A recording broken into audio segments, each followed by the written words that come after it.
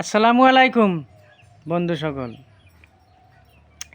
এই মুখ মুখ দিয়ে কথা বলতে কোনো ধরনের খরচাপাতি লাগে না, টাকা পয়সা কোনো কিচ্ছু লাগে না, খালি মুখ দিয়ে বললেই হয়ে গেল।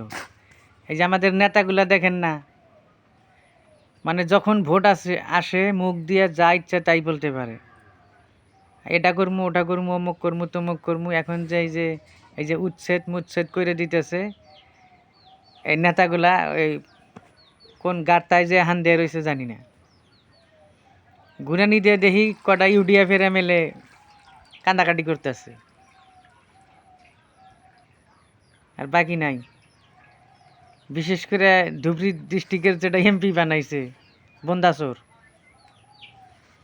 বন্দাচোরের কোনো খাওয়া নাই।